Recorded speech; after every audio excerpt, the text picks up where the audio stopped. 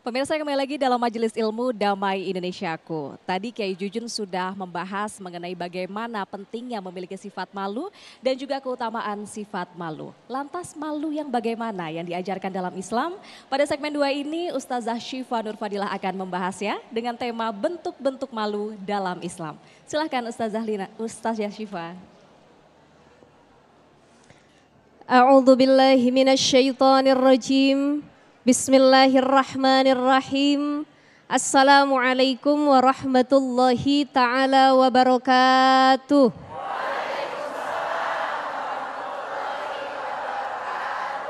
Bismillah, alhamdulillah, wassalatu wassalamu ala rasulillah Muhammad ibn Abdullah wa ala alihi wa sahbihi wa mawalah.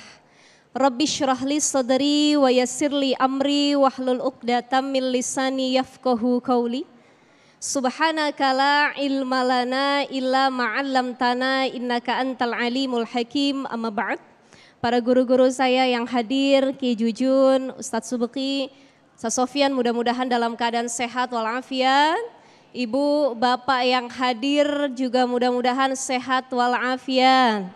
Panjang umurnya, dilunasi hutang-hutangnya.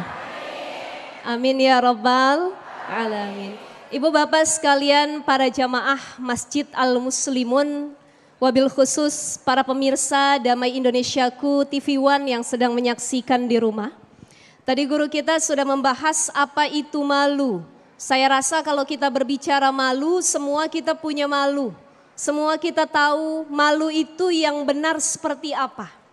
Tapi bagaimana jika timbul pertanyaan malu dalam Islam itu pembagiannya berapa? Seperti apa? Maka kembali lagi al-haya wal imanu kurina jami'a idza rufi'a ahaduhuma rufi'al akhar. Jadi iman dan rasa malu itu saling bersandingan. Orang yang beriman dia punya rasa malu. Orang yang malu pasti dia beriman. Maka kalau diangkat salah satunya imannya hilang atau malunya hilang, rufi al-akhor yang lain ikut ngilang juga. Dia nggak disebut orang beriman kalau nggak punya malu. Dia nggak disebut orang yang pemalu kalau tidak beriman. Maka dalam Islam atau pembagian malu itu terbagi dua bagian. Ibu bapak yang dimuliakan Allah Subhanahu wa taala, malu itu ada dua. Ada haya'u nafsiyah, ada haya'u imaniyah. Yang pertama haya'u nafsiyah. Malu yang sifatnya umum, global, semua manusia, semua makhluk yang Allah ciptakan punya rasa malu, khusus manusia. Karena kalau binatang nggak punya rasa malu, saya mau nanya, binatang pakai baju apa enggak? Ibu pakai baju enggak? Tadi kesini pakai baju, minta pendapat dulu sama suami apa enggak? Kalau minta pendapat dikasih saran enggak? Kata suami udah bagus semuanya, semua warna bagus katanya. Gitu ya. Nah ini bedanya kita sama binatang. Maka Imam Ibnu Hajar Al-Asqalani mengatakan bahwa ada 4 mutiara dalam diri manusia. Arba'atul jawahira fi jismi bani Adam. Ada 4 mutiara yang jangan sampai hilang dari dalam diri kita. Yang pertama, fal aqlu akal, wadinu agama, wal haya'u sifat malu, wal amalu sholih. Yang keempat amal soleh. Ini kalau salah satu hilang mutiara dalam diri kita sia-sia, nggak ada yang berharga. Itu 4 mutiara Bapak Ibu sekalian yang membedakan kita dengan makhluk yang lainnya. Makanya ada haya'u nafsiyah. Malu yang sifatnya umum, semua manusia kalau nggak pakai baju malu. Semua manusia kalau auratnya kelihatan malu, tapi ada beberapa manusia yang sekarang auratnya kemana-mana dia nggak malu. Halo, assalamualaikum. Betul nggak Pak? Kita ngelihat yang nggak pakai baju, yang nggak nutup aurat langsung di skip apa dipelototin? Tergantung situasi ustazah. Kalau ada bini saya skip aja. Lagi lihat apa Pak? Oh enggak, lihat kajian katanya. Tapi kalau yang kita lihat lagi nggak ada istri, dipelototin lama-lama. Nauzubillah min zalik. Insyaallah di sini semua bisa menjaga malu dan bisa menjaga pandangannya. Itu yang pertama, haya'u nafsiyah. Ada yang kedua, haya'u imaniyah.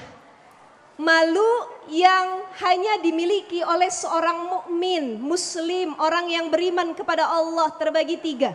1, malu kepada diri sendiri.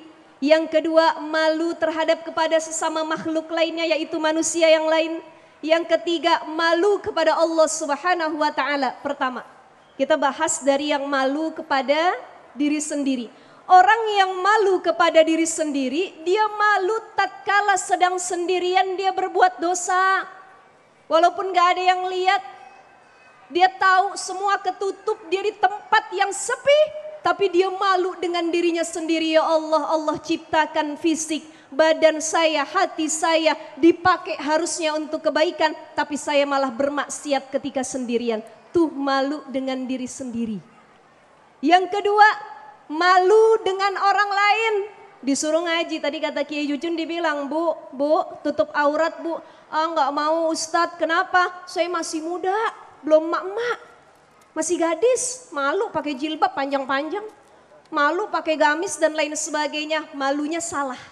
Maka malu ada yang mazmum, tercela, ada malu yang benar, dia terpuji. Tuh malu yang tercela begitu, Pak, kenapa Bapak nggak pernah datang ngaji?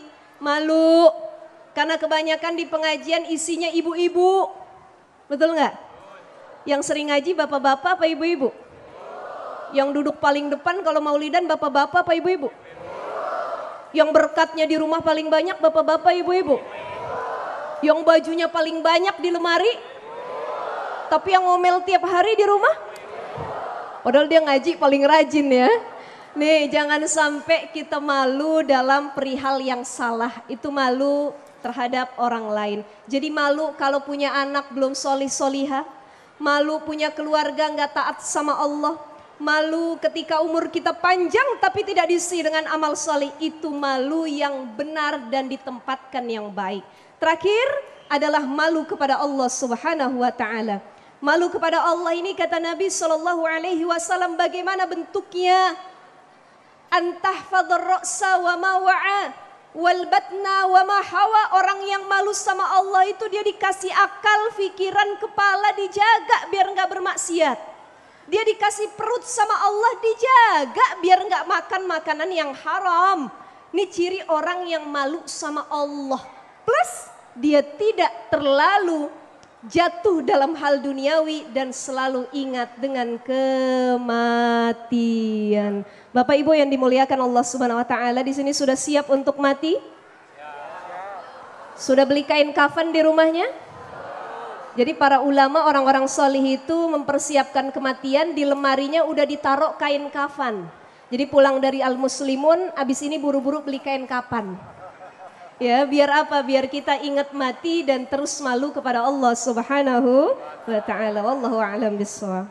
Terima kasih, Masya Allah, jazakumullah khairul jaza, Ustazah Syifa yang telah memberikan bagaimana rasa malu dalam Islam. Mungkin salah satunya kita juga perlu mengikuti apa yang disampaikan oleh Ustazah Syifa untuk menyiapkan kain kafan. Dengan begitu mungkin kita sedikit meredam rasa malu kita. Al-haya'u minal iman. Malu bagian daripada iman. Maka Rasulullah SAW bahkan mengatakan, fa'ilam tastahi fasna ma syi'ta. Ketika kamu tidak mempunyai rasa malu, maka berbuatlah sesukamu. Na'udzubillah, tsumma na'udzubillah. Nah, seperti apakah lantas ketika malu itu membuahkan sesuatu yang indah? Insya Allah nanti akan disampaikan lebih dalam lagi oleh Ustadz kita, Ustadz Subigi Al-Bugri.